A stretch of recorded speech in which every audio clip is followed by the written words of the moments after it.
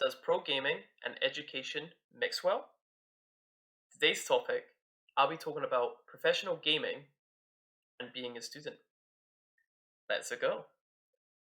So, if you guys didn't know, I'm originally from a place called Livingston, which is in between Edinburgh and Glasgow, and I went to a high school called James Young, James Young High School, right? There was nothing really uh, outstanding about the high school at all. Met a bunch of really cool guys.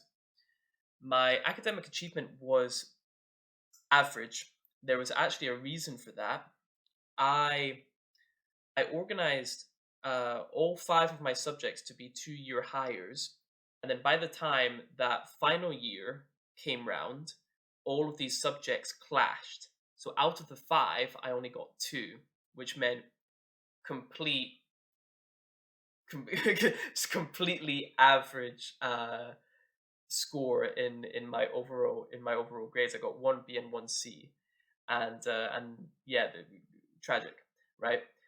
But one thing that I was super super keen on was fighting games. This is actually a double edged sword though, because this was really really niche in my high school. I was the only one in my year that was an enthusiast for fighting games. No one else was interested in fighting games, and it kind of left me in a point where I thought I was holding back on what I really wanted to show people, and I felt like I was conforming a bit too much, and I just wanted to be in a place where I belonged. So in doing so, um, I really wanted to be around people that shared the same interests, values, um, and just wanted to socialize in general. I just wanted that. So in my college days, I went to Edinburgh College and I studied social sciences, which really fleshed out my academic ability. And I really wanted to do sociology in university. And when I went to Edinburgh College, I also commuted in the evening to Rushdown, Edinburgh, specifically the counting house. And I met a bunch of enthusiasts there. I didn't expect it to be that big of a community, but it was huge for what it was. And I supported the local FGC by supplying them with setups specifically we use, and that helped them run Smash Brothers tournaments. And I did that because I knew the effort that Craig and others were putting into this production. So I just thought the least that I can do is give you my Smash Brothers setup, right? And this is where I practiced Street Fighter offline for the first time, and I played Craig in my first ever offline Street Fighter tournament match on stream, right? So so that was an experience. I got completely bodied, didn't even know Honda, right? So to note, I really wanted to go to university. High school kind of bodied me because I only got two hires. I still wanted to go to university. I wanted to go to so I went to college, dedicated 2 years to get the necessary qualification to get into uni, and then boom, uni, right? University of Aberdeen, you win, right? It doesn't end there. I I factored in whether my university that I was going to was was FGC friendly. So meaning, was there an FGC scene around that area? Thankfully, Reset Aberdeen is the most active Street Fighter 5 scene in Scotland. So hell yeah, am I going to University of Aberdeen? Uh, th- th- no joke, that was a major factor I had to consider when moving. And if it wasn't for Reset Aberdeen, then I most likely wouldn't have picked the University of Aberdeen. Honestly, if it wasn't for Reset, I wouldn't be here in the Granite City. Honestly. By this point, specifically during 2017 and 2018, I had massive, massive tournament experience in Scotland and in the UK. I took it way more seriously. I was going to um, Birmingham. I went to Leeds. I went to London, Dublin, a bunch of places for major tournaments. Not only that, I went to most of the Scottish tournaments in that year. So I was fully committed to the lifestyle of an FGC competitor, and I wanted to win everything. I wanted to be the best in Scotland. I wanted to be the best European in Europe. I was training myself to be that, right? And I took it very, very seriously. And one of the ways that you can really improve in doing that is competing a lot and seeking professional opportunities whenever they appear. So what I did was I did the Challenger Series. If you don't know what the Gfinity Challenger Series is, it's a season of online tournaments that when you win these tournaments or when you win matches, you get Gfinity points. These points go towards a leaderboard, and the top 30 players in that leaderboard will be drafted into a pool of players that pro organizations will pick and place you in a pro team for the Elite Series, right? So that meant if you did really well in the Challenger Series, most likely you're going to get picked by a professional organization to represent them in the Elite Series. And I'll talk about the Elite Series later. And this was an amazing ground to practice in a tournament format. Let me remind guys that in this season, which is roughly maybe a month and a half, every weekday, so five weekdays, obviously, there was a tournament on each day. 5 tournaments, and the winner for each tournament got 50 pounds, and it was a free tournament. It's a free season, like of tournaments, and you get money if you win.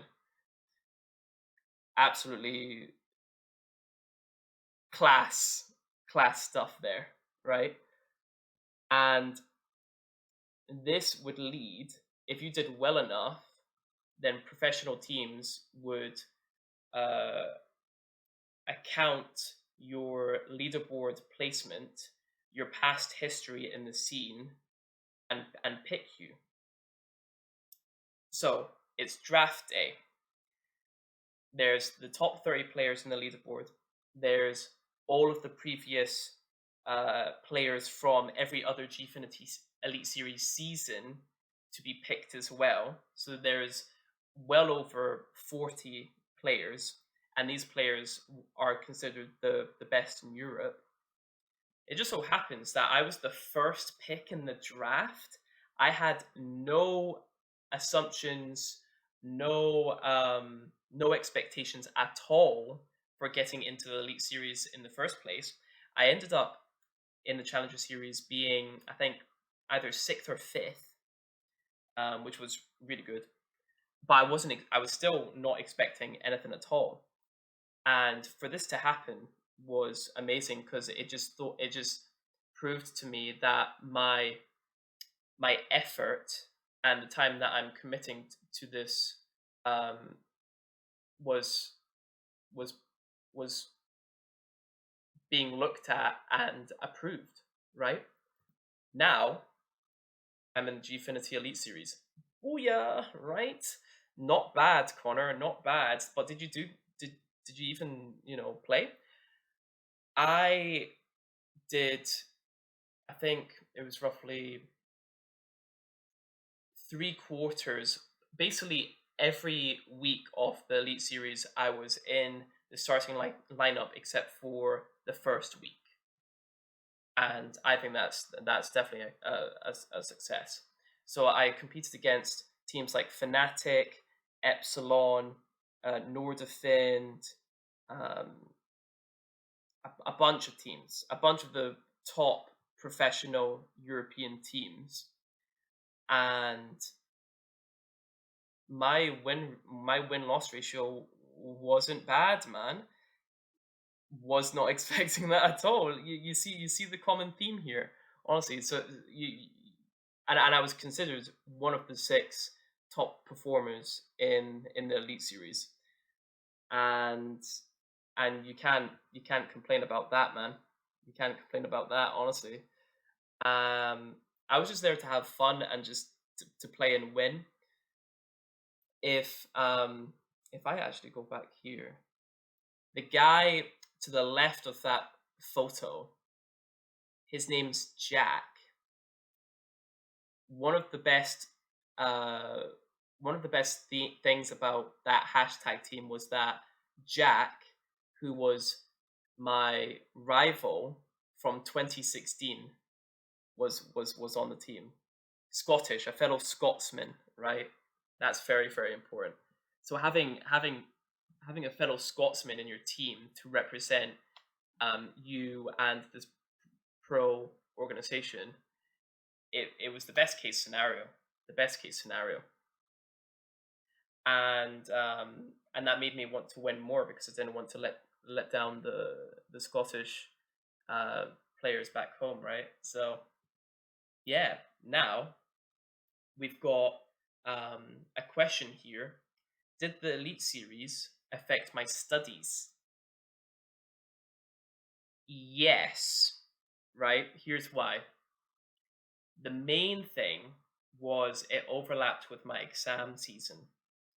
I was prioritizing practicing over my studies, which meant that which resulted in average grades for the year. I got C's in both of my subjects, sociology and film, and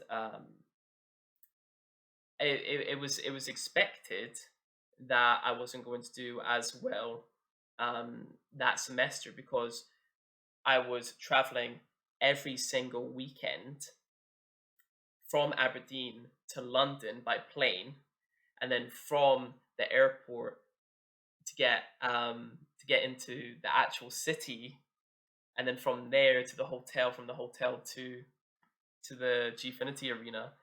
It was a trek, man. It was a trek, and and committing all of that time to travel really took a toll on how much time I actually had during the week, and then practicing as well. I was doing more practicing than actually socializing with friends. I was taking this really, really seriously. The journey of a professional esports player is crazy, absolutely crazy. And I didn't mean that. And I just want to say that this professional gaming venture of mine, I could afford to do that because I was in second year. It would be a completely different story if I was doing Gfinity right now, because right now I'm in my final year, right? I'm just going into my final year, and I have to really focus on my dissertation. If this opportunity was proposed to me now, I would really have to consider my options, right? Now, in hindsight, was it worth it? I see this as a once in a lifetime opportunity, but also I could easily see myself do it again. Easily. In the right circumstances, yes, I want to do this. I would love to do this part time. I would love to do this full time as a a contract very similar to the Elite Series to for a fixed term. I would love to do that. Absolutely love to do that again. No regrets at all. It actually boosted my competitive performance in every other facet of competitive play for Street Fighter Five. I wasn't nervous during the Elite Series, which is an important thing to consider because I didn't, I didn't, I had enough experience under my belt to not get nervous. So that's from tournaments, from locals, from practicing in training mode, all of that, all of that. Studying player habit is a big one for the Gfinity Elite Series. I did that. I did that, and I was super, super confident.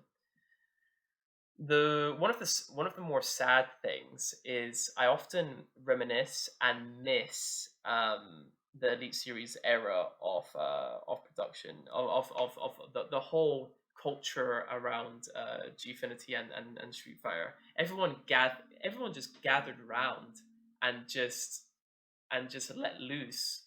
It was a great showcase for the best European for what the best European players can do for Street Fighter Five, and there's nothing better than that to have top level Street Fighter Five player, um, Street Fighter Five play on a weekly basis.